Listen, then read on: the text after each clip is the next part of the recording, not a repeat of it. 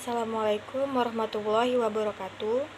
Perkenalkan, nama saya Anita Julianingsih, mahasiswi semester 3, Prodi Pendidikan Islam Anak Usia Dini, Sekolah Tinggi Agama Islam Darul Arafah. Pada kesempatan kali ini, saya akan mempresentasikan makalah saya yang berjudul Bugot untuk memenuhi tugas dari mata kuliah Fikih 3 yang diampu oleh Bapak Dr. Haji Umar Mukhtar Siregar, LC.MA. Baiklah, langsung saja saya mulai. Sebelumnya, saya akan menjelaskan apa itu bugot. Bugot atau pemberontakan adalah pembangkangan terhadap kepala negara atau imam dengan menggunakan kekuatan berdasarkan argumentasi atau alasan atau takwil. Menurut ulama Malikiyah, bugot adalah sekelompok orang muslim yang berseberangan dengan imam atau kepala negara dan wakilnya dengan menolak hak dan kewajiban atau maksud menggulingkannya. Dasar hukum bugot. Menurut Quran Surah Al-Hujurat ayat 9 yang artinya, dan apabila ada dua golongan dari orang-orang yang beriman berperang, maka damaikanlah keduanya. Apabila salah satu dari keduanya itu berbuat aniaya terhadap golongan lain, maka perangilah golongan yang berbuat aniaya itu, sehingga golongan itu kembali kepada perintah Allah. Jika golongan itu telah kembali kepada perintah Allah, maka damaikanlah antara keduanya dengan adil dan berlaku adillah. Sesungguhnya Allah menyukai orang-orang yang berlaku adil. Selanjutnya, unsur-unsur dari bugot. Setidaknya terdapat 3 unsur di dalam jarima bugot, yaitu pertama, pembangkangan terhadap kepala negara atau imam. Kedua, pembangkangan dilakukan dengan kekuatan. Ketiga, adanya niat melawan hukum atau al-qasd al-jinai. Sanksi bugot. Yang pertama, tindak pidana yang berkaitan langsung dengan pemberontakan. Yang dimaksud tindak pidana yang berkaitan langsung dengan pemberontakan adalah berbagai tindak pidana yang muncul sebagai pemberontakan terhadap pemerintah, seperti perusakan fasilitas publik, pembunuhan, penganiayaan, penawanan, dan lain sebagainya. Sebagai konsekuensi dari berbagai kejahatan yang langsung berkaitan dengan pemberontakan tersebut, pelaku tidak mendapat jarimah biasa. Akan tetapi, pelaku mendapat hukuman mati. Tetapi, jika imam memberikan pengampunan atau amnesti, maka pelaku pemberontakan akan mendapatkan hukuman takzir. Sanksi bugot yang kedua yaitu tindak pidana yang tidak berkaitan langsung dengan pemberontakan.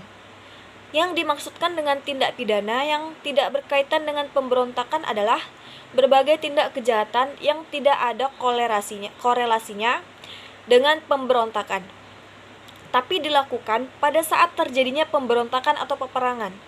Beberapa kejahatan tersebut seperti minum minuman keras, zina atau perkosaan, pencurian, dan lain sebagainya.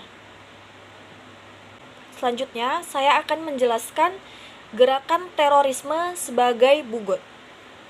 Secara etimologi, terorisme memiliki kata dasar teror. Ia berasal dari bahasa Latin terrorem yang berarti rasa takut yang luar biasa. Bila merujuk Kamus Besar Bahasa Indonesia atau KBBI, teror dimaknai sebagai usaha menciptakan ketakutan, kengerian, dan kekejaman oleh seseorang atau golongan. WJS Purwadarminta 2006 mengartikan terorisme sebagai praktek-praktek tindakan teror, penggunaan kekerasan untuk menimbulkan ketakutan dalam usaha mencapai tujuan, terutama politik. Senada dengan Purwadarminta, B.N. Marbun dalam Kamus Politik mendefinisikan terorisme sebagai penggunaan kekerasan yang ditujukan untuk menimbulkan ketakutan dalam usaha mencapai satu tujuan, terutama tujuan-tujuan politik.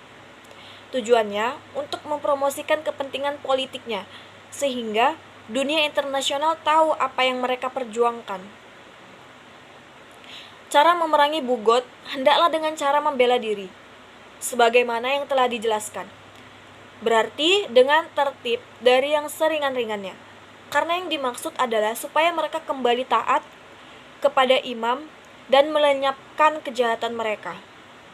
Berdasarkan penjelasan-penjelasan tadi, saya menarik kesimpulan sebagai berikut. Bugot adalah segolongan kaum muslimin yang menentang imam atau pemerintahan yang adil dengan menyerang, serta tidak mau mengikutinya atau tidak memberikan hak imam yang menjadi kewajibannya, dan mempunyai alasan yang kuat untuk memberontak, serta ada seseorang pemimpin yang mereka taati. Bila pemberontak itu sudah diberikan nasihat oleh imam secara baik-baik dan telah ditempuh cara-cara lain yang baik, agar mereka bersedia mengikuti motif yang mendorong mereka bersikap keras tidak mau tunduk kepada imam yang adil, tidak bersedia sadar diri dan bertobat, mereka masih bersikeras membangkang, maka sang imam baru dibolehkan memberitahu bahwa mereka akan dibunuh sebagai langkah yang terakhir. Demikianlah presentasi dari saya. Mohon maaf apabila ada kekurangan ataupun kesalahan saat proses penyampaian saya tadi. Semoga presentasi yang saya sampaikan ini sedikit banyaknya dapat berguna di kehidupan kita kelak. Amin amin ya robbal alamin. Akhir kata saya ucapkan terima kasih. Wassalamualaikum warahmatullahi wabarakatuh.